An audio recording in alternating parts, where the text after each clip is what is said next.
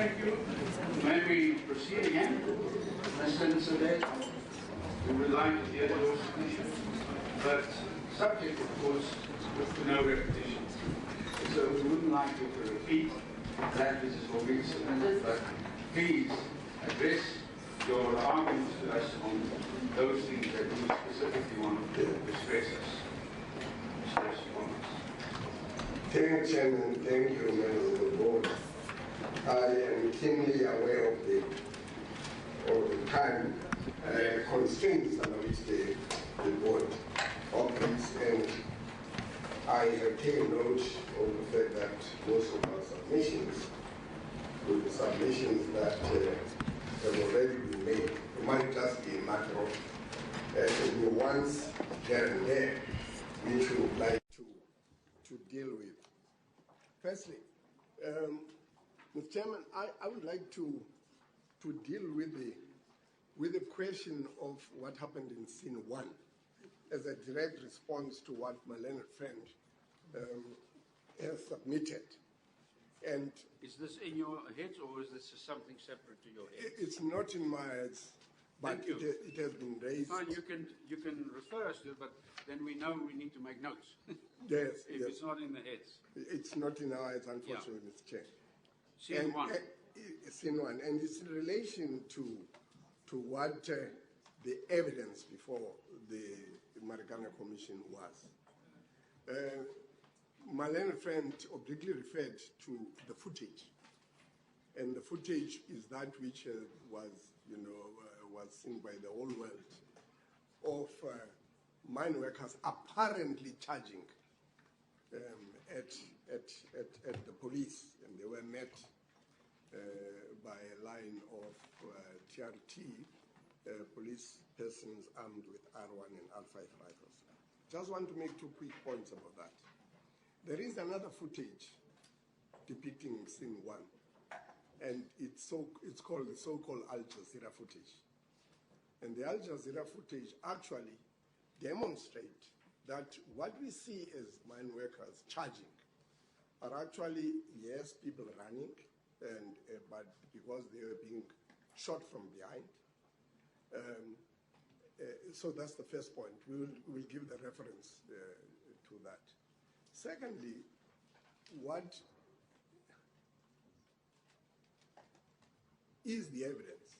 Is the evidence of the Socio-Economic Rights Institute as well as the South African Human Rights Commission, which demonstrated that far from the mine workers charging at a police line of TRT soldiers or police, they were actually funneled to their slaughter. It's evidence that you have. It shows by way of, it's very illustrative.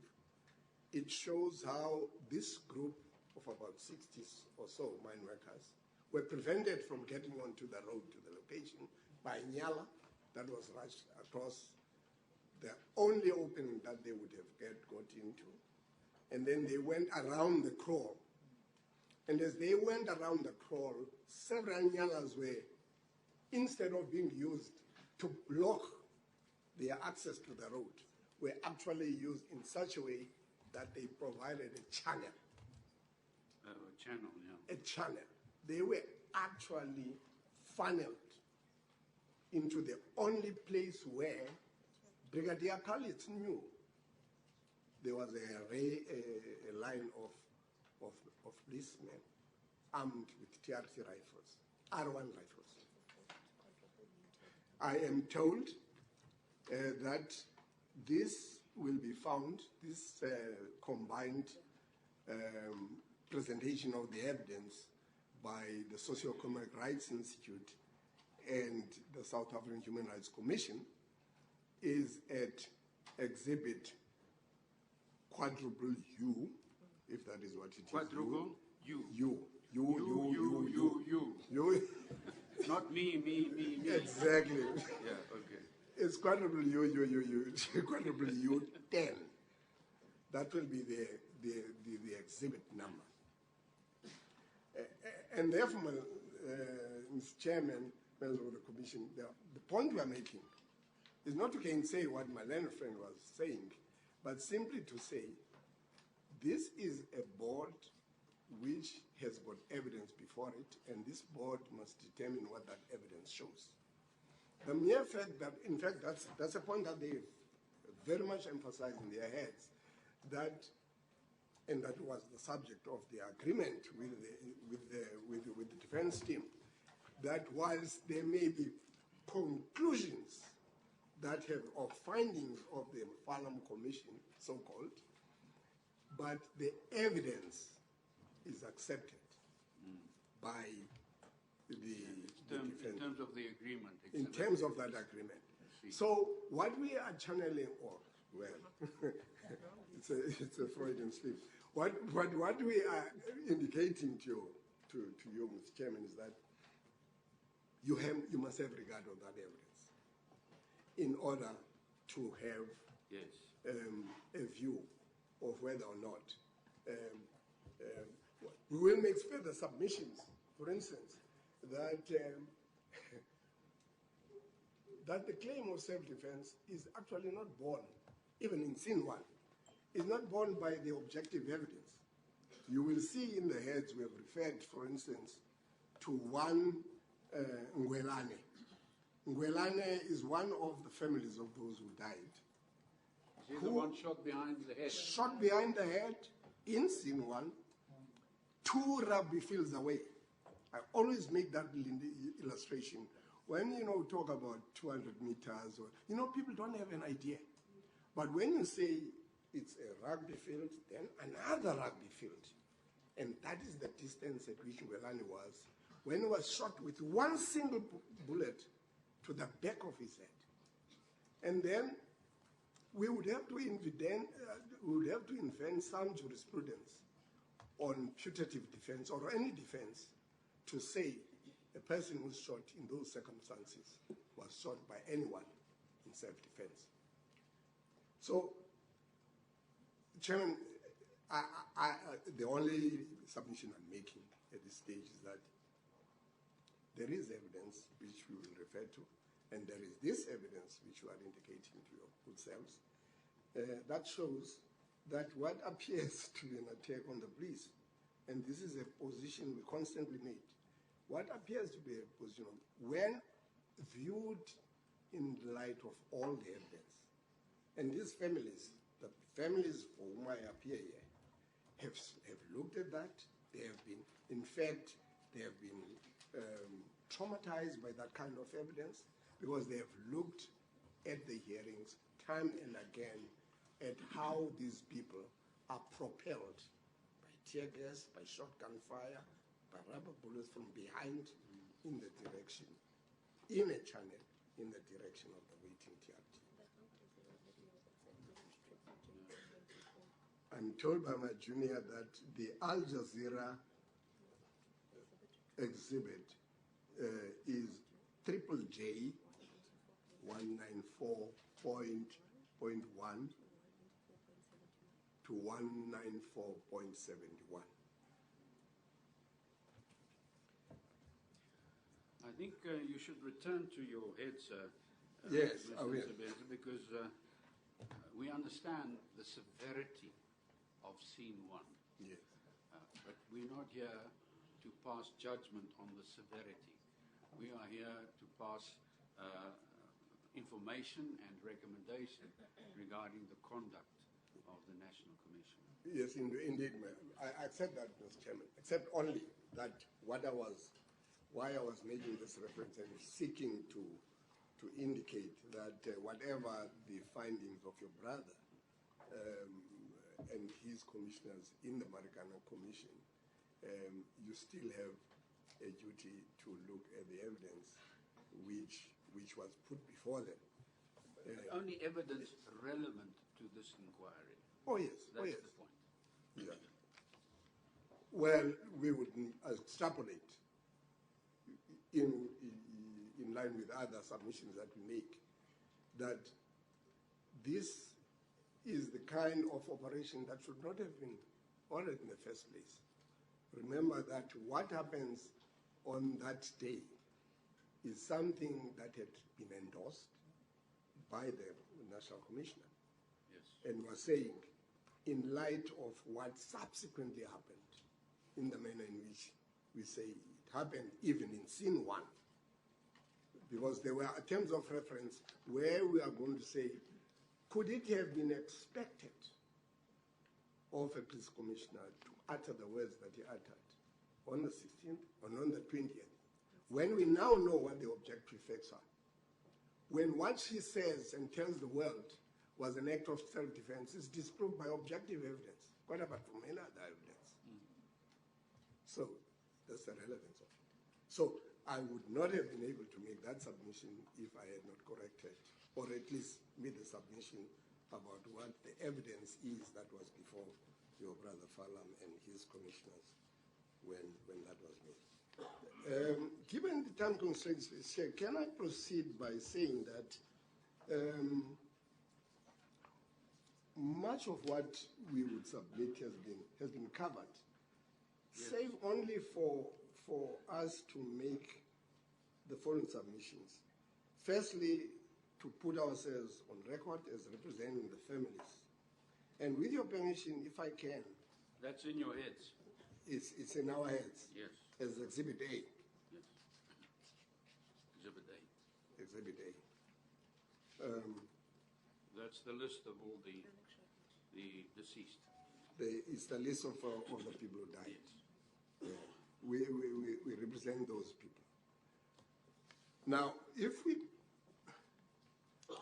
just to, you have seen in our heads that we do refer to politics and economic factors that unduly influence. That's the debate you had with my. You don't need to go through that. Yeah.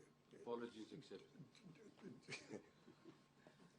No, I don't know, Mr. Chair, whether you accept as given the argument we make in paragraphs 12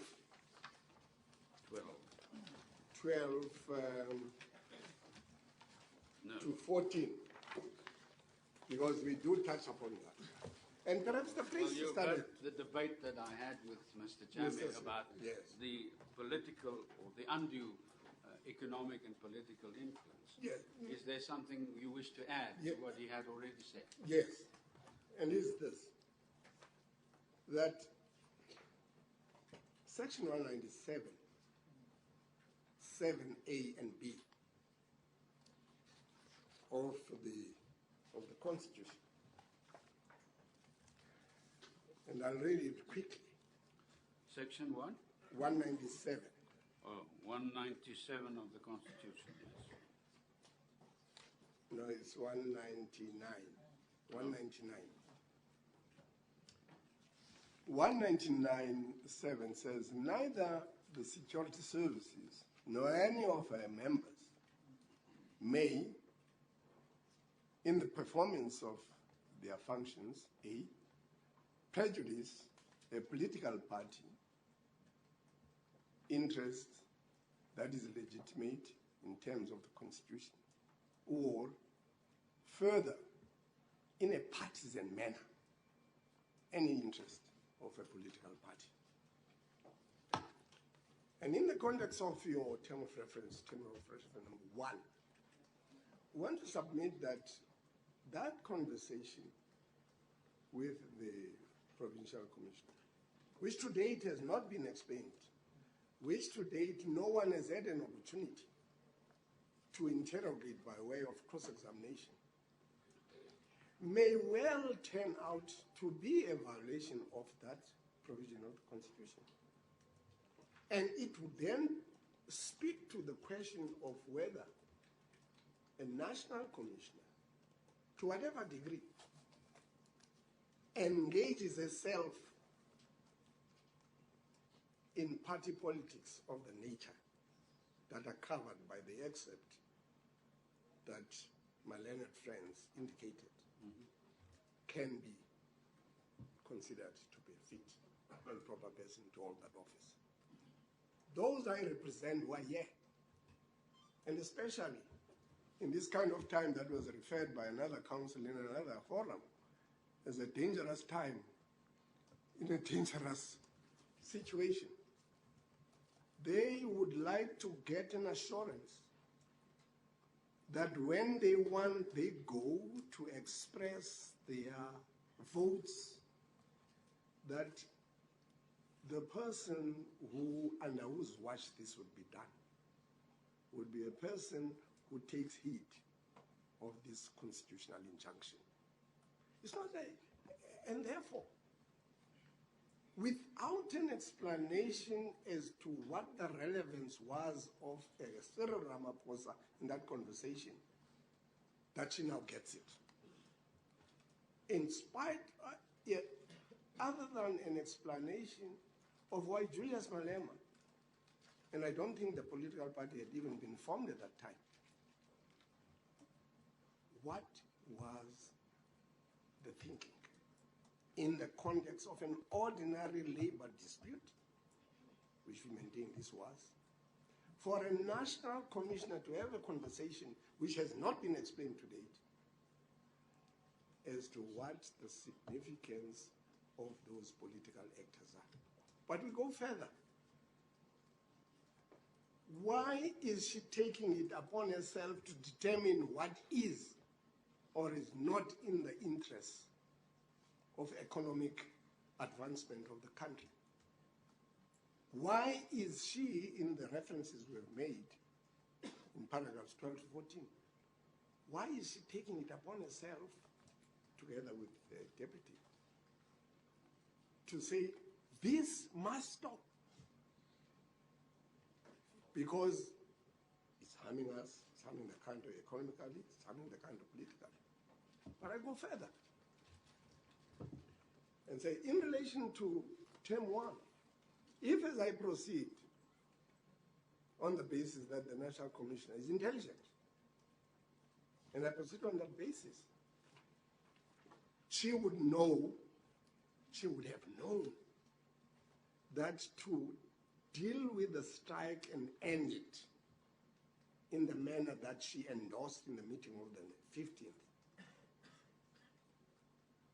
for the reasons that might have informed the conversation between her and the provincial commissioner, Mbombo, then that would have been an inappropriate basis whether the rand would have shot to 20 to $1.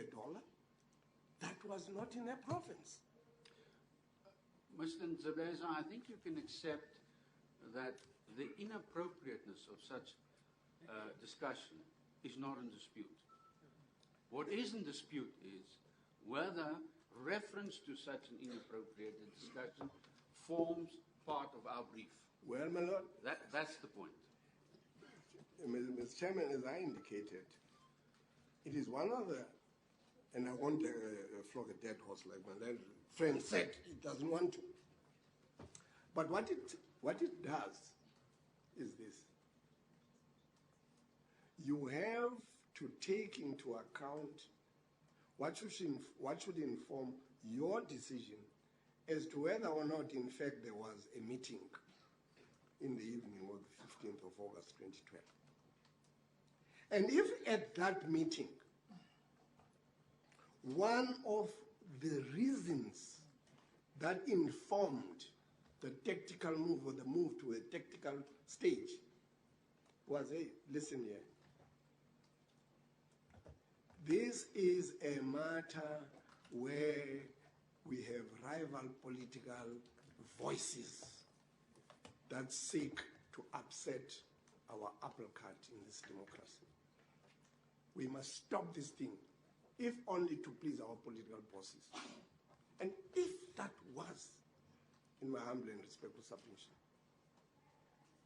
if that was the motivation, you wouldn't expect the National Commissioner to come here and say that was it. And that would explain, therefore, the disappearance of that memory sticks. It would appear, that disappearance of the only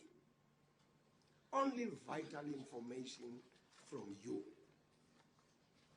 and which also was absent from Parliament's commissioners. But you see, the term of reference, the first one that you wish to resort this argument under, says whether the National Commissioner acting together with other leadership of the South African Police Service, not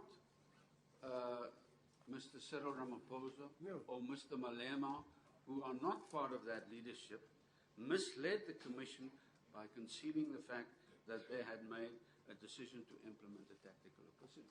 No, that's not the point I make. The point I make is this. If the National Commissioner and the other leadership of the police service in that meeting on the 15th at night, amongst other things, were concerned by conversations that they had had with Cyril Ramaphosa, who it is known was the leader of the ANC, even at that stage.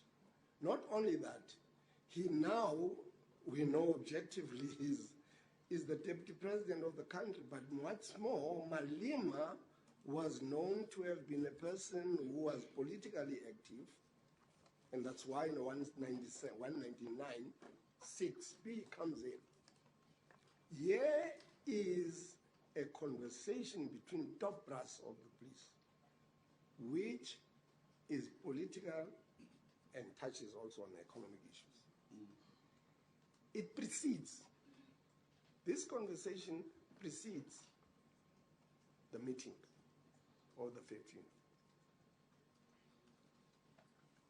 Of the 15th? Of the NF, whatever it's called, NMF meeting of the 15th. Of the 15th. It's very curious that those minutes are the only minutes, certainly when Parliament and these commissions considered, that the only minutes that are not there. And we make the submission that quite apart from the fact that it's inappropriate, and that is why, therefore, my learned friend was making the point that she should have testified for at least those questions to be put to her. And I would have put my questions in the manner in which I'm arguing. But that time, okay. Of course, unless she feels strongly about this, in which case then she can elect to testify, and then I think this commission can order that we should have a rerun of the hearing. If that is critically important, we have questions to put to her. And therefore, it is not just tangential. It speaks to the motive for the disappearance of those, of that record of those, record of those minutes. Concealment of very material fact. Yes. Now, it is relevant to A. It is relevant to A. We also, just on the question of other sections that are affected, section of the Constitution. Ms. Chairman, you mentioned section 12, right to life. Can I just make this submission relevant there too? Even though in our heads we make the submission that it was startling that the National Commissioner sought to deny who had killed these mine workers that I represent, when in fact it was common cause up to that point. I had to do a cross-examination in our heads. But the one thing that is startling, and which has happened under her watch, is that there's not, certainly from the point of view of our families, no one policeman has ever been charged, let alone conviction, arrest, and whatever. Just to say you have killed a person, that person died. If you have a defense, you will put it up. That remains the most remarkable facet. Does that emanate from the record of the evidence that presented before the Farm Commission? It is. We refer to it in our hands. Yes. Where we put it to the, where the national said, I'm not a judge. I can take you to the reference.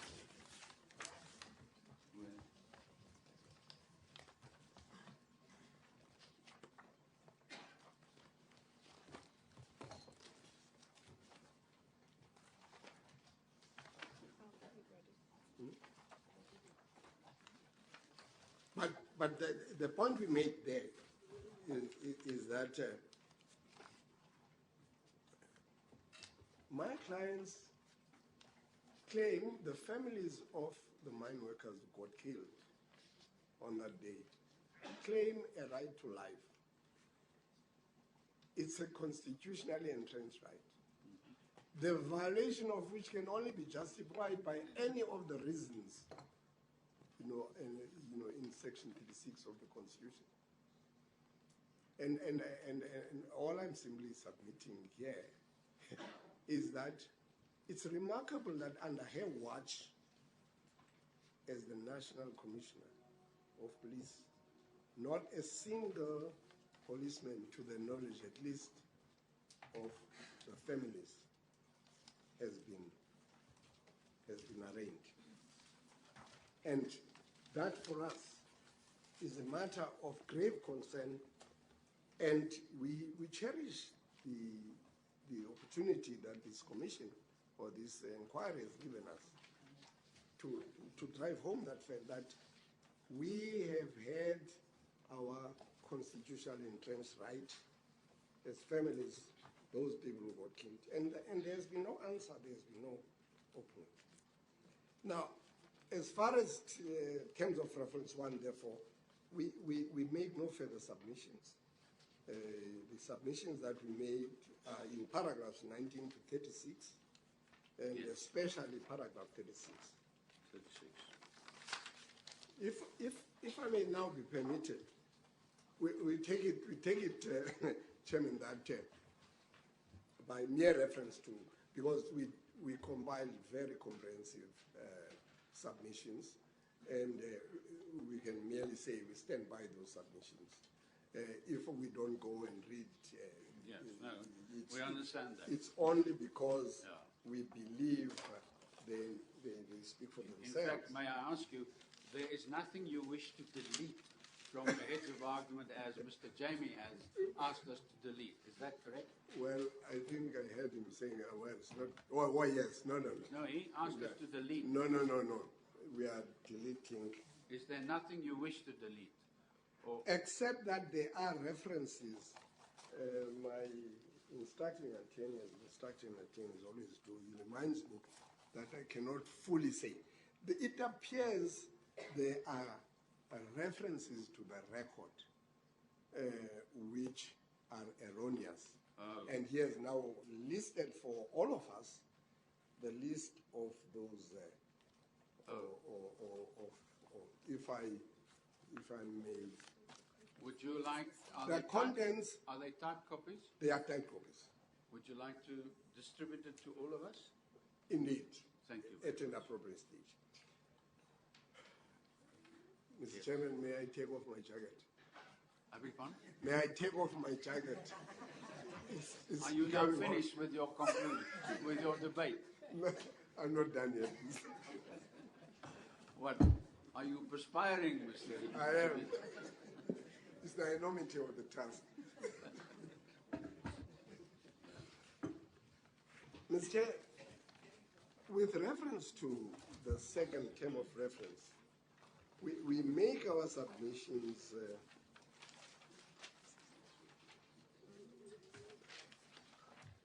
and we start from paragraph 37. Thank you very much.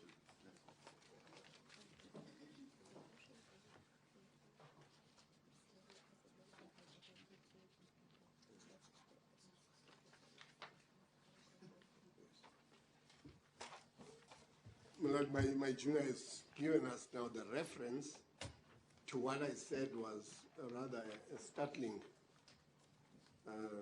response by the National Commissioner. That is in our heads.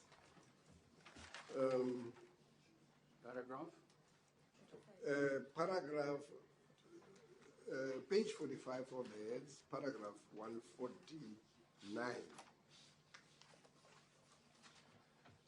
But it starts at the previous page, paragraph 44. That was your cross-examination of the National Commissioner.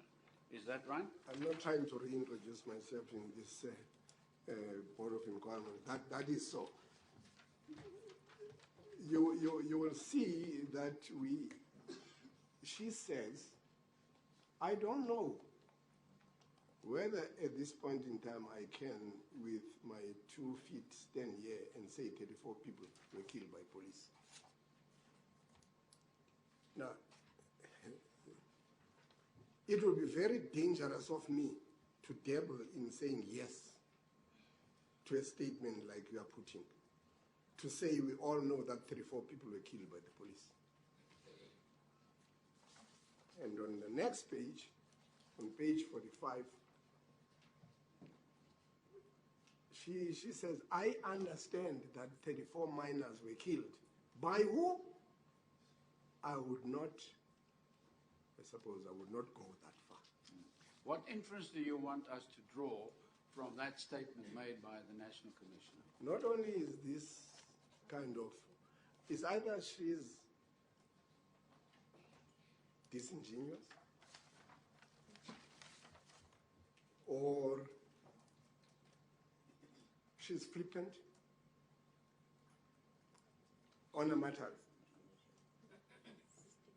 this weight, and she clearly was not assisting the commission, and that falls under the manner in which she testified. That's why it is at that stage of our heads of argument. But I was. Do I understand you to say, Mr. Nsebesa, that if this board is to criticize this evidence, it will fall under the 5th terms of reference, looking at the evidence overall? In its totality, yes. Is that what you're saying? Yes, that's what I'm saying. I had just referred to it. In fact, I was making another submission, and quite apart from the fact that it was quite startling that she should say she doesn't know who had killed the 34 mine workers, when it was common cause. There was also. Okay. Yeah. Now, as chairman, members of the board, we also make we say relevant to terms of reference number 2. We want to make just a few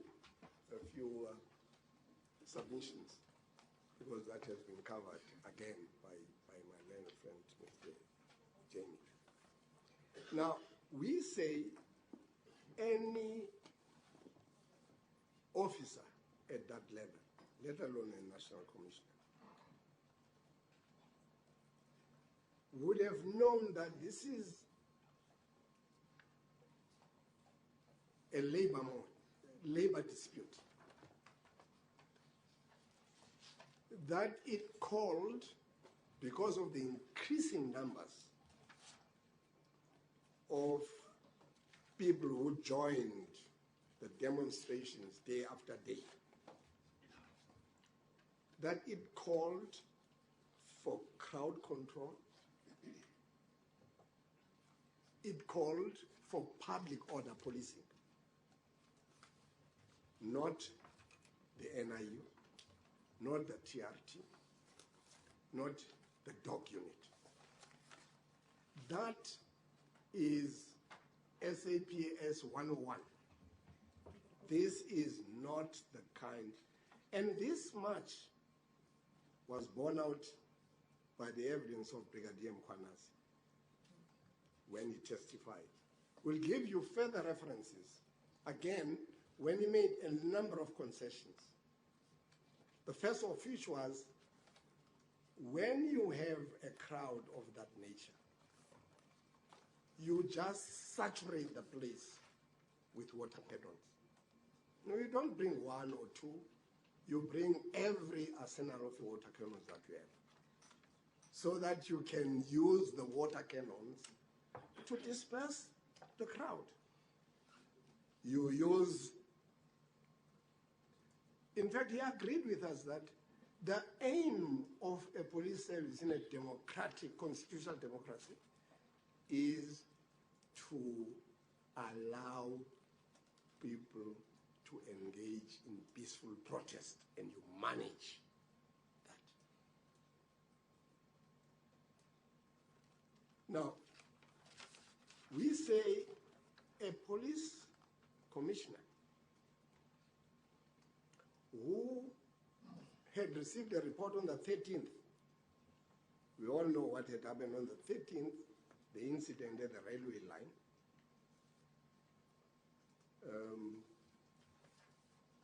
Two police officers killed, but what never gets mentioned, and I'll talk to it in the context of her address on the 16th and the 20th, are the 3 mine workers who got killed. They clearly didn't kill themselves. They didn't commit suicide. They were killed by the police. That was on the 13th. That was on the 13th. Yeah. Now, against that backdrop, what we needed was the implementation of a method that would need public order policing. And towards the tail end of my learned friend's argument, you will recall, Ms. Chair and commissioners, that every single night that copy had no workers.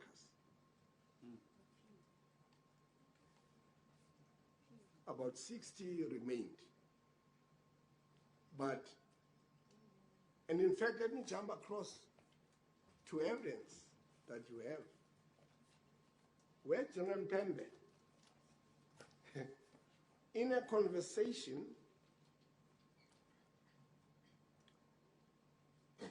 with the president, we refer to it in our heads, to the president of the National Union of Mine Workers, as he then was, he's now a Minister of Agriculture or something,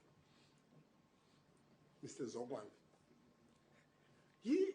Mpembe says to him, President, because he's president of NUM, all we would like you to do is to tell where these people go to sleep. Because that's the best way to disarm them. You can't do it on the mountain. Not when they are there, armed with whatever they have. It can't be done. I don't know how many times he mentions bloodshed. Bloodshed. He says it can't be done. Now, the question is, and that also speaks to term of reference number 3, why did it have to happen on the 16th? Why on that day? Can only go back to term of reference number 1. But that is something that we canvass when we talk about foreseeability. There is no question. And the question is, if it was foreseeable to a person like me who's never been trained as a police officer, how much more could it have been foreseeable to a National Commissioner of Police who had been briefed after 2 of her members had died in a horrific skirmish between them and the mine workers. So we say it was a gross error of judgment on her part to have sanctioned this move to tactical stage on any basis and I subtract nothing from what my learned friend has made with regards to time. Because why did it have to happen in the afternoon? What happened to, hey, the situation has changed, we can't. What happened to that? Why was that exercise of judicial discretion not exercised by her? It speaks for itself. Now, if I want, let me give you, Mr. Chairman, your commissioners, Brigadier Mkwanazi's evidence, where he justifies the use of public order policing, that this was the scene where public order policing should have been. The POP. The POP. It's, his evidence is on day 13, or day 33, day 33. 33. Pages 3557 to page 3580. 35. 3557 to page 3580. Yeah. So we say this was more than an error of judgment, unless and until there are explanations as to how that kind, I mean the calling of TRT could have been justified. Then this is a terrible indictment to who was in control of the police service at the time, and this is the police commissioner. By the way, I may just as well cover this. Now, Brigadier Mkwanazi emphasizes the use of public order policing. No, I mean, of course, it's realistic. He says, look, if your life is under threat, then you use whatever you have. But he's very clear on the non-usage in those circumstances. So is De Rover, incidentally, the police expert. And in an earlier evidence, a police expert had described R1 and R5 weapons as weapons of war. Weapons you use when you want to kill, without qualification. Now, what has been emphasized here on the issue of forcibility is just the ordering of 4 mock vans. But what has escaped all of us, and I just remember it now, that there was a specific order for 4,000, more than 4,000 live ammunition for rifles.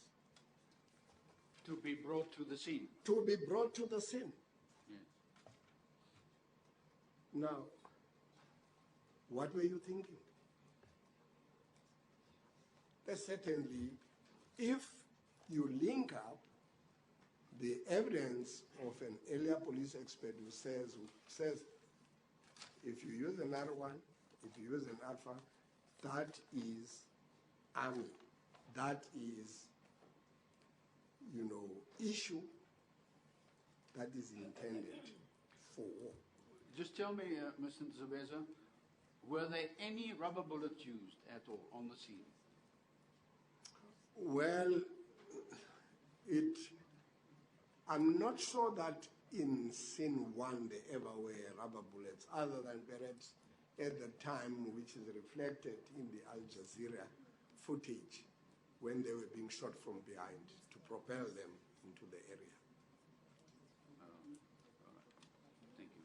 But even as you see in the footage, the one that everywhere the world knows, it is clear there that in the build-up to the point where there is this unleashing of machine gun fire, that the people who are armed there are armed with Sharp ammunition.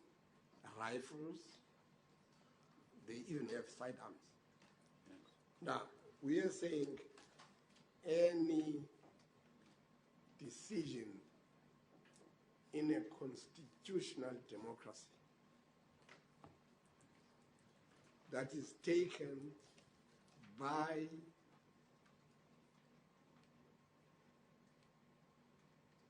a person who Section 207 of the Constitution gives powers to exercise in a responsible way that is consonant with the values embedded in our Constitution. Values of freedom, equality, and human dignity. Those are the foundational values. They are embedded in Section 1 of the Constitution. They are reflected virtually throughout the Constitution. So anyone who is a creation, and the Office of the National Commission is a creation of the Constitution.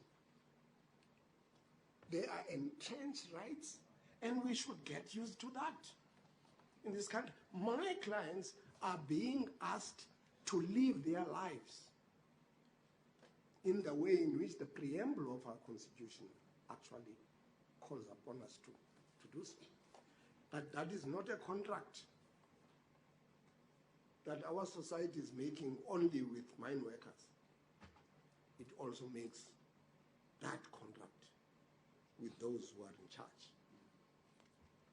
And anyone who seeks to remain in the position of National Commissioner must pass the test of whether in a constitutional democracy their conduct is of a nature that would justify them occupying positions of leadership. We submit it's not.